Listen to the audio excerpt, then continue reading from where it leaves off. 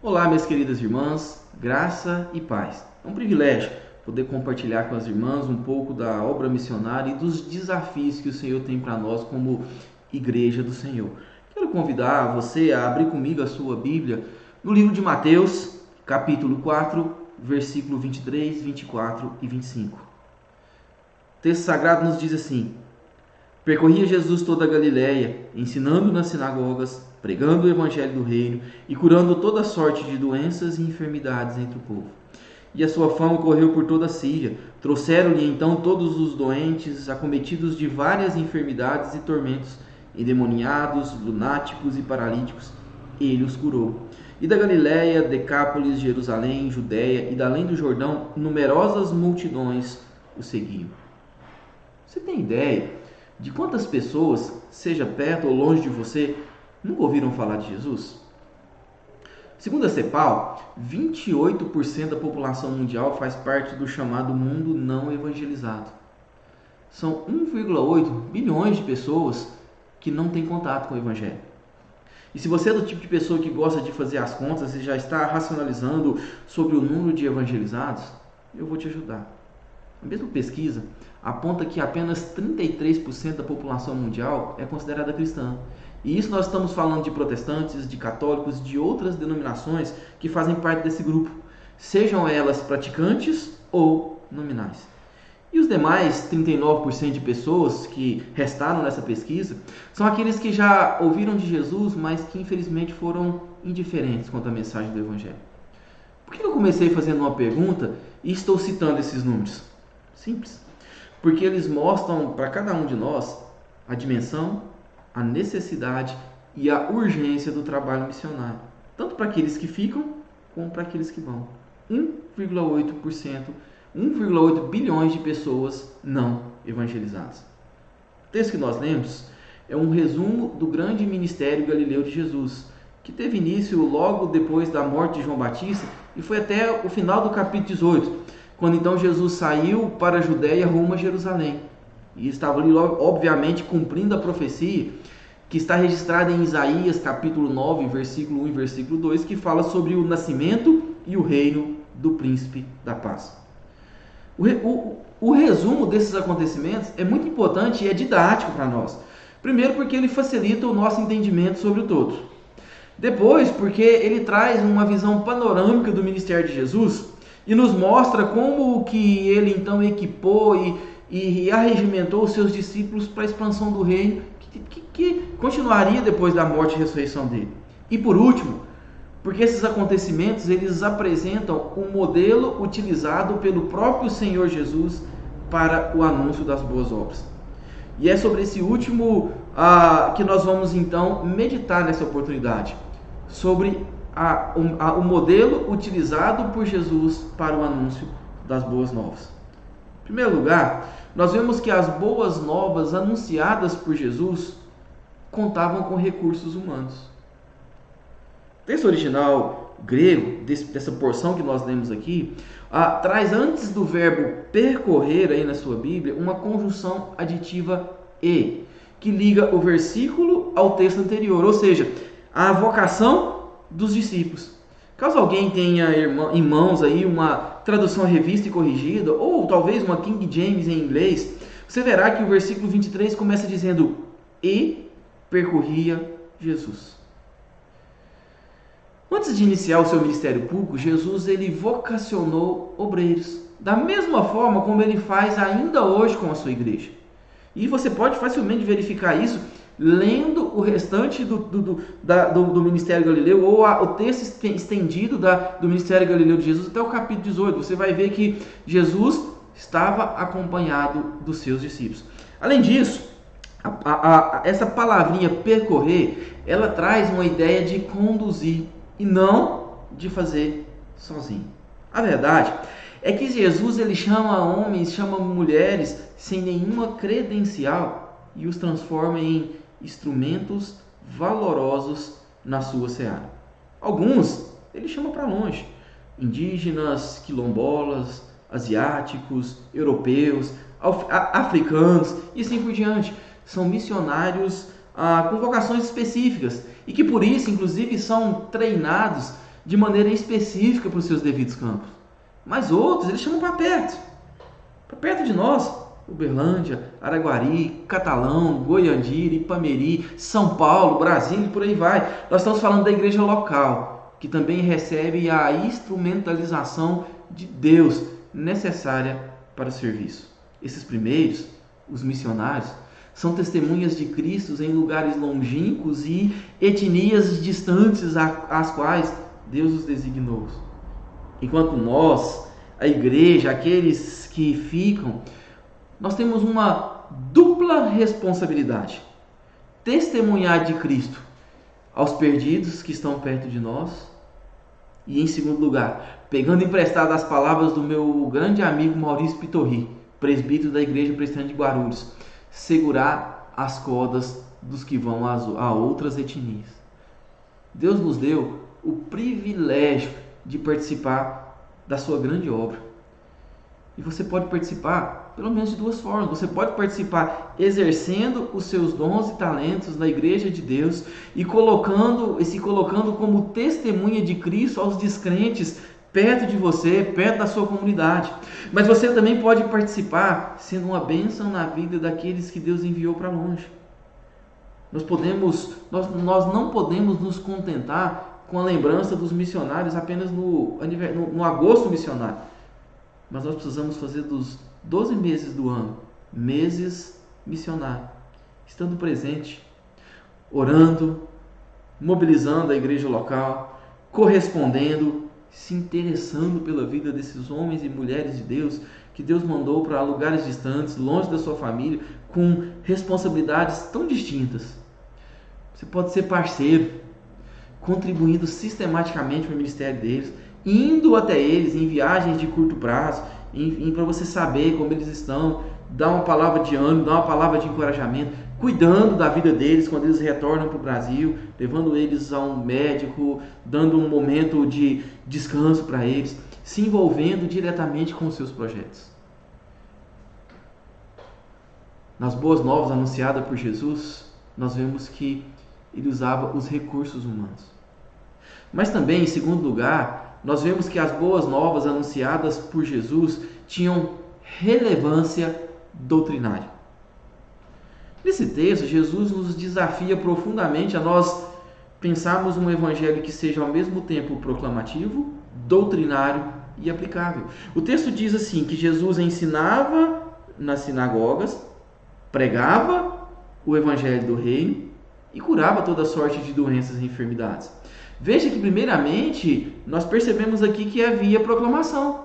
Jesus pregava o evangelho do reino, ou seja, ele anunciava as boas novas ao perdido. E essa é uma incumbência da igreja. Como disse o apóstolo Paulo na carta aos Romanos, como ouvirão se não há quem pregue? Em segundo lugar, nós vemos que havia discipulado. Discipulado tanto no momento em que Jesus ensinava nas sinagogas, como no momento em que ele acompanhava e instruía os seus discípulos durante o seu ministério. Há inclusive aqui uma coisa interessante. Havia uma coerência progressiva nesse ensino. A expressão utilizada no texto aqui e traduzida por ensinava é o termo didático em grego, de onde vem a palavra doutrina. E é a mesma utilizada na grande comissão em Mateus 28, 20, quando Jesus diz que nós deveríamos fazer testemunho em todas as nações, versículo 19, e no versículo 20, ensinando a guardar todas as coisas. É também a raiz do mesmo termo que é utilizado em Atos 2, 42, quando dizia que a igreja perseverava na doutrina dos apóstolos. Quando nós ligamos esses três textos, nós vemos que existe aí um princípio de discipulado, onde os apóstolos aprenderam a doutrina com Jesus e puderam então replicar mais tarde, ensinando isso a outras pessoas. Proclamação e discipulado. Mas o texto também nos fala que havia uma terceira coisa. Houve uma aplicação, tanto da proclamação como do discipulado, em forma de serviço às pessoas. De que maneira? Curando. O termo utilizado aqui, terapeu, traduzido por curar, aqui pelos nossos tradutores, de onde vem a palavra terapia, traz uma ideia de realizar um serviço em prol da mazela do outro. E temos que convir que Jesus fazia isso com primazia. Tanto que o texto nos fala, no versículo 24, que as pessoas levavam até ele doentes, acometidos de várias enfermidades e tormentos, endemoniados, lunáticos e paralíticos. E ele os curou. Ou seja, Jesus aplicava o evangelho nas debilidades das pessoas. Sejam debilidades espirituais, endemoniados, sejam debilidades psíquicas, lunáticos, e sejam debilidades físicas, os paralíticos. É lógico que em Jesus todas aquelas curas, sinais e maravilhas tinham um significado específico de revelar que Jesus de fato era o Messias, conforme nos é dito em Isaías 35:5. Mas isso não quer dizer que como igreja nós não possamos cuidar dos que sofrem, sendo relevantes na nossa proclamação, no nosso discipulado e no nosso serviço, sendo úteis e também traduzindo o evangelho de maneira prática, de uma forma que transforma. Percebem que a doutrina de Jesus, traduzida em proclamação, discipulado e serviço, tinha relevância tal que produzia transformação? Esse é o nosso desafio. Pregar um evangelho completo e relevante. Um evangelho que cause transformação e que seja efetivo nas debilidades específicas de cada pessoa. As boas novas anunciadas por Jesus tinha relevância doutrinária. Mas em terceiro lugar, nós vemos também que as boas novas anunciadas por Jesus, ela tinha um alcance geográfico. O texto nos diz que Jesus percorria o quê? Toda a Galileia. Ele não ficava na porta da sua casa esperando com que os necessitados viessem até ele. Embora saibamos que por onde Jesus passava, as multidões o rodeavam e o seguiam, e quanto mais a sua fama crescia, menos seria necessário ele então percorrer cidade a cidade, anunciando o reino dos céus, porque as pessoas viriam até ele. Mas mesmo assim, Jesus percorria toda a região, caminhava com o povo, conhecia suas necessidades, aconselhava, exortava, ensinava e até curava. E olha que, apesar da Galileia ser uma região relativamente pequena, os comentaristas nos falam em uma região de 112 quilômetros por 64 quilômetros, pouco menor do que o nosso presbitério, ela era uma região bem povoada. Era composta de 204 cidades e vilarejos, com uma média 15 mil habitantes, público-alvo mais ou menos de 3 milhões de pessoas. Alguns comentaristas têm até pensado sobre esse texto e dizem que para que fosse necessário visitar todo esse povo, seria necessário pelo menos 3 meses para visitar toda a região, se fosse consideradas 2 cidades por dia e praticamente sem dia de descanso. Então dá para a gente ter aqui uma ideia do empenho, da dedicação de Jesus para estar anunciando o reino de Deus a todas essas pessoas. As boas novas anunciadas por Jesus tinham alcance geográfico porque ele saía dos portões da sua casa. O que parece ser um grande desafio para a igreja contemporânea, que muitas vezes e em muitas ocasiões acaba desenvolvendo exclusivamente um ministério de esperar as pessoas virem até elas para ouvirem de Jesus. Não sai dos seus portões. Jesus saía dos seus portões. E o texto ainda continua. O texto continua dizendo, aqui no versículo 24 e no versículo 25, que a fama de Jesus correu por toda a Síria e que da Galileia, Decápolis, Jerusalém, Judéia e da além do Jordão, numerosas multidões o seguiam. Minhas queridas irmãs, o autor bíblico fez questão de registrar dessa forma para mostrar como seria a igreja depois. Porque dessa forma deveria ser o alcance geográfico da igreja neotestamentária. Aquele período onde as pessoas vinham até Israel, cerrou. E agora é a igreja que vai até as nações. A igreja não pode se preocupar apenas com as suas dependências, apenas com seus vizinhos ou apenas com a sua micro-região, pois o nosso campo missionário é todo mundo. Veja, por exemplo, o que Jesus mesmo disse em Atos capítulo 1, versículo 8. Recebereis poder ao descer sobre vós o quê? O Espírito Santo. E sereis minhas testemunhas tanto em Jerusalém como Judéia, Samaria e até os confins da terra. Além de sair dos seus portões, o meu desafio é de sermos testemunhas tanto aqui como nos lugares distantes. Esse é o desafio do Senhor para as nossas vidas. E esse é o meu desafio para você. Como que nós somos testemunhas aqui e fora? Aqui, servindo e proclamando com os dons e com os talentos que Deus nos deu, aqueles perdidos que estão perto de nós. Mas lá, sendo suporte e se envolvendo com os campos missionários aos quais o Senhor colocou sobre nossa responsabilidade como Igreja Presbiteriana do Brasil. A IPB, através da APMT, agência ao qual eu sou um dos mobilizadores, está presente em 42 países com 259 missionários espalhados por todo o mundo. Estes campos também são de responsabilidade nossa, a igreja local. Procure conhecer mais sobre os missionários. Envolva-se mais com os campos e com os projetos. Esteja próximo. Assuma o seu papel na evangelização mundial. Eu quero desafiar você a olhar para esses 1,8 bilhões de pessoas que necessitam ouvir das boas novas de Jesus. O Senhor quer usar cada um de nós nesse grande projeto de expansão do seu reino. Se disponha. Seja relevante na mensagem anunciada. Não fique restrito à sua comunidade, mas expanda o seu raio de ação. Saia das portas da sua casa, da sua igreja e vá além. Simonton, certa feita, disse: se o campo é o mundo, então todas as esferas precisam ser ocupadas. E a recusa de alguns em irem aos lugares menos promissores somente torna este dever mais imperativo para os outros. Pense nisso. Nós vamos nesse momento orar. E eu não quero orar por um campo ou por outro específico, porque eu sei que nós temos uma responsabilidade, um desafio enorme para orar por vários campos missionários espalhados aqui no Brasil e no mundo. Então eu convido você a fechar os seus olhos e nós vamos orar pelos nossos missionários, pela nossa igreja e pela nossa agência, para que Deus os use poderosamente na expansão do reino. Vamos orar? Senhor Deus, como é bom estar na Tua presença.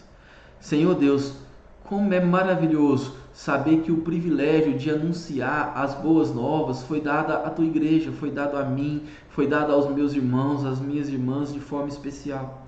E nós queremos colocar, Senhor, nesse dia, os nossos missionários, homens e mulheres espalhados pelo mundo, sejam nos povos indígenas, sejam quilombolas, sejam além-mar, sejam, ó Deus, entre os ciganos, que o Senhor, ó Deus, esteja derramando da presença do Senhor poderosa na vida de cada um deles, que eles possam estarem repletos da presença do Teu Espírito Santo e que eles possam ter os seus chamados renovados, as suas vocações encorajadas e que eles possam ser testemunhas vivas do Senhor, aonde o Senhor tem colocado cada um deles, que eles possam, ó Deus, entender, ó Deus, a hora certa de falar, a maneira de falar, a contextualização, que o Senhor, ó Deus, esteja visitando cada um deles nas suas necessidades, guardando, ó Deus, a sua saúde, guardando, ó Deus, os seus familiares.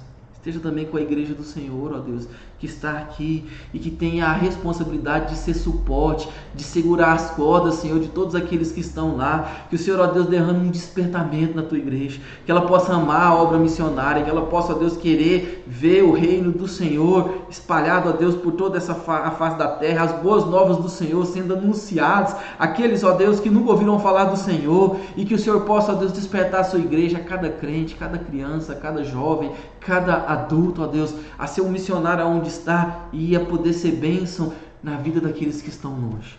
Que o Senhor, ó Deus, possa fazer da Tua igreja missionária, não só no mês de agosto, mas em todos os meses do ano. Que ela possa, ó Deus, amar, interceder, contribuir e ser suporte na vida de cada um deles. Essa é a minha oração. Em nome de Jesus. Amém e amém. Que Deus abençoe sua vida ricamente, em nome de Jesus.